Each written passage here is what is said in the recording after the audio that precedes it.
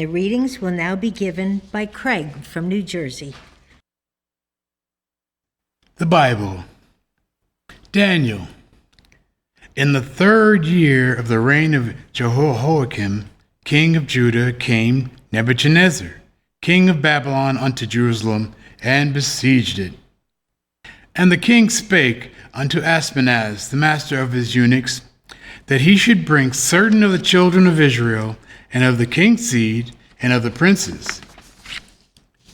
And the king appointed them a daily provision of the king's meat, and of the wine which he drank, so nourishing them 3 years, that at the end thereof they might stand before the king. Now among these were of the children of Judah, Daniel, Hananiah, Mishael, and Azariah, unto whom the prince of the eunuchs gave names. For he gave unto Daniel the name Belteshazzar, and to Hananiah of Shadrach, and to Mishael of Meshach, and to Azariah of Abednego. But Daniel purposed in his heart that he would not defile himself with the portion of the king's meat, nor with the wine which he drank. Therefore he requested of the prince of the eunuchs that he might not defile himself. Now God had brought Daniel into favor and tender love with the prince of the eunuchs. And the prince of the eunuchs said unto Daniel, I fear my lord the king, who have appointed your meat and your drink. For why should he see your faces worse liking than the children which are of your sort? Then shall ye make me endanger my head to the king. Then said Daniel to Melzar, whom the prince of the eunuchs had set over Daniel, Hananiah, Mishael, and Azariah, Prove thy servants, I beseech thee, 10 days, and let them give us pulse to eat and water to drink. Then let our countenances be looked upon before thee, and the countenance of the children that eat of the portion of the king's meat, and as thou seest, deal with thy servants. So he consented to them in this matter, and proved them 10 days. And at the end of the 10 days, their countenances appeared fairer and fatter in flesh than all the children which did eat of the portion of the king's meat. Thus Melzar took away the portion of their meat and the wine that they should drink, and gave them pulse. As for these 4 children, God gave them knowledge and skill in all learning and wisdom. And Daniel had understanding in all visions and dreams. Now at the end of the days that the king had said he should bring them in, then the prince of the eunuchs brought them in before Nebuchadnezzar. And the king communed with them. And among them all was found none like Daniel, Hananiah, Mishael, and Azariah. Therefore stood they before the king. And in all matters of wisdom and understanding that the king inquired of them, he found them 10 times better than all the magicians and astrologers that were in all his realm. Matthew. Watch, therefore, for ye know not what hour your Lord doth come. But know this, that if the good men of the house had known in what watch the thief would come, he would have watched, and he would not have suffered his house to be broken up. I'm going to read from Miscellaneous Writings by Mary Baker Eddy, the article Science and the Senses. Christian science and the senses are at war. It is a revolutionary struggle. We already have had two in this nation, and they began and ended in a contest for the true idea, for human liberty and rights. Now cometh a third struggle, for the freedom of health, holiness, and the attainment of heaven.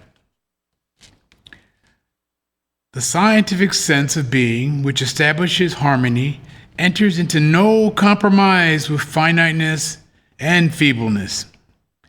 It undermines the foundations of mortality, of physical law, breaks their chains, and sets the captive free, opening the doors for them that are bound. He who turns to the body for evidence bases his conclusions on mortality, on imperfection. But science saith to man, God hath all power. The science of omnipotence demonstrates but one power, and this power is good, not evil, not matter, but mind. Capital Mind. This virtually destroys matter and evil, including sin and disease.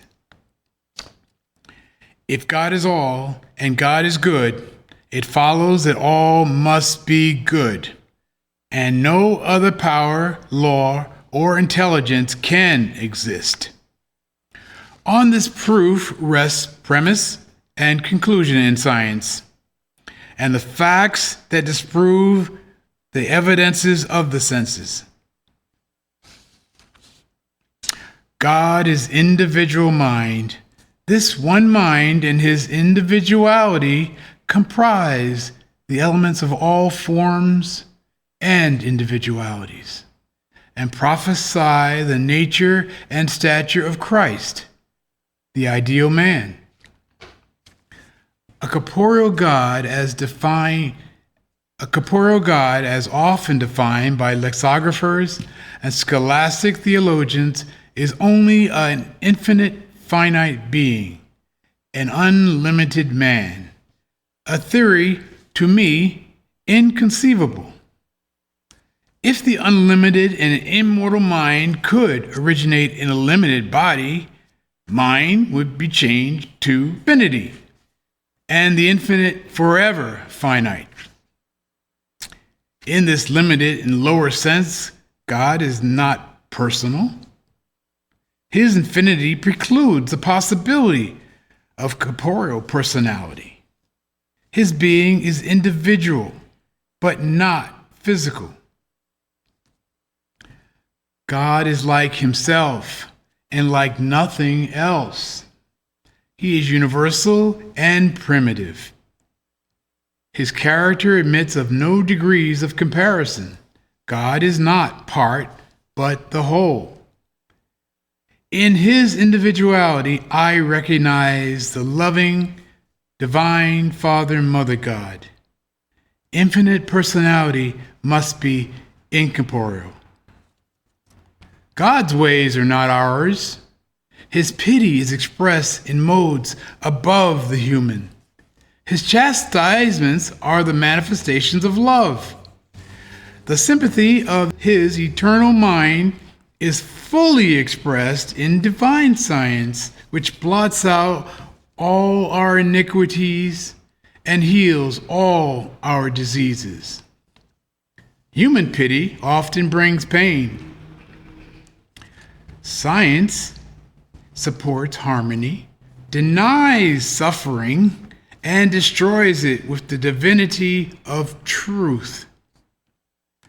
Whatever seems material seems thus only to the material senses, and is but the subjective state of mortal and material thought. Science has inaugurated the irrepressible conflict between sense and soul. Mortal thought wars with the sense as one that beateth the air, but science outmasters it and ends the warfare. This proves daily that one on God's side is a majority. And correlative passages from Science and Health of Key to the Scriptures by Mary Baker Eddy. Know thyself, and God will supply the wisdom and the occasion for victory over evil. Clad in a panoply of love, human hatred cannot reach you. The cement of a higher humanity will unite all interests in the one divinity. Suffer no claim of sin or of sickness to grow upon the thought. Dismiss it with an abiding conviction that it is illegitimate, because you know that God is no more the author of sickness than he is of sin. You have no law of his to support the necessity either of sin or sickness, but you have divine authority for denying that necessity and healing the sick. Agree to disagree with approaching symptoms of chronic or acute disease, whether it is cancer, consumption, or smallpox. Meet the incipient stages of disease with as powerful mental opposition as a legislator would employ to defeat the passage of an inhuman law.